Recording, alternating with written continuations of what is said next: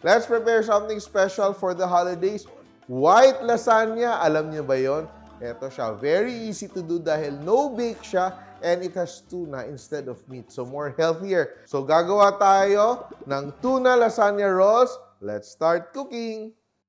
Let's make our tuna lasagna rolls so easy to do. So, yung aking lasagna noodles have been par-cooked. So, these ones we cook around 8 minutes. So, kulang pa siya ng konti. It's still firm. And first of all, I will make my cheese sauce. So, I have butter. We start off by making like a bechamel. So, butter. Alam nyo na to. Melt our butter. Or if you don't have butter, you can use margarine. And I will add my garlic. So, minced garlic. We don't want to toast our garlic. We just want to infuse that garlic flavor. And add our flour. So, I'm using 4 tablespoons of flour and 4 tablespoons of butter. No? Equal parts. Then, slowly cook our flour and butter mixture. Yan. Be sure that the flour is properly cooked. And we will add our milk. Little by little. No? Wag madaliin. If you love tuna, and if you love pasta, you will love this, no? So, para siyang, well, in a way, it's almost like a Alfredo, no? Like a Alfredo pasta. Little by little, no? Kasi, kung minamadali mo siya, dediretso mo yung lahat mo na milk, mangyayari, you will have a lumpy sauce. No? Kasi, ang hirap mong i-blend yung inyong roux with your milk. Yan, no? So, look at that, no? Very nice, smooth. Yan. Add the last batch. Let that simmer, no? Yan. So, I will season with salt, pepper. I have a bit of lemon zest. Ito optional to, just to brighten up the aromas. Lemon zest. And I'm adding grated cheese. So, ito yung cheese ko dito. Cheddar cheese or quick melt cheese para maging cheese sauce na siya. Just melt it and add it there. And I will just cover this up and let it simmer. So this is our tuna. Drain ang juices. This is tuna in oil. I will add chopped celery, green bell pepper, red bell pepper. Walang tomato sauce yung ating recipe today. Green olives, onions, and dried basil. Yan. Scrambled eggs. Season with salt and pepper. Don't forget. Not too much kasi may lasa niyo yung aking tuna. Then this is mozzarella. Ito, mozzarella din tong isa. 1, I will add to my tuna mixture. And we will add half a cup of breadcrumbs. Mix everything together. And now we are ready to stuff our lasagna noodles. So now let's roll our lasagna noodles. Mabilisan, layer.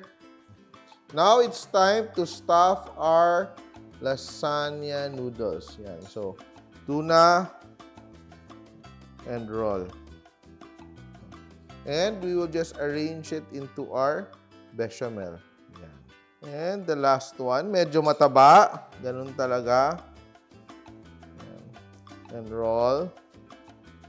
Looks very nice. So, yan. Adjust mo lang siya na magkasya siya lahat. Yan. So, we will just coat our lasagna rolls with our bechamel or our mornay sauce kasi cheese sauce na siya. Yan. Turn on our heat again. So, look at that, no? Ating cheese sauce is already simmering and cooking our pasta. And because yung tuna natin may egg, magsaset siya ng konti. I will add more of our quick melt cheese or our cheddar or medyo salty na cheese. Kasi alam mo, yung ating mozzarella, wala masyadong lasa yan. Spread it out. Spread. Top with our mozzarella cheese. Yan. And I have here my chopped basil. Okay. Freshly chopped basil. And all I have to do now is cover my pot. Yan. And let it simmer and cook this for around 6 to 8 minutes. And our lasagna is done. And pag makita nyo, you will be so happy kasi look at that, di ba? Ang ganda ng cheese. It's melted. And ito siya, when you're serving, it's also so easy because naka-roll siya. Ibig sabihin, you can get individual portions so easily. O, di ba? O, di ba? Look at that. Yan. And ito, let's drizzle a bit more of our sauce. More fresh basil. And that's ready to serve. And of course, hindi ako magpapahuli. Meron ka agad sa akin. Diba? Perfect. Yan, oh. Perfect bite. So cheesy. Ganun ba ako kagutom? Hindi. Mainit pa. Umusok-usok pa, oh. Woo! Woo! And ready. Actually, it tastes more like a cannelloni than a lasagna. Tingnan nyo, kahit wala kayong oven, kaya nyo gumawa ng something as luxurious as this recipe. Try nyo this holiday season para maiba naman. Healthier. Oh, di ba? Healthier siya, but still very satisfying. Napakasosyal ng lasa. And ito na siya, ang ating recipe for this holiday season. Ating tuna lasagna rolls. Simple! Please like and share my videos. And if you like more recipes like this, please click here to subscribe. And don't forget to hit the bell button to get notified. Simple!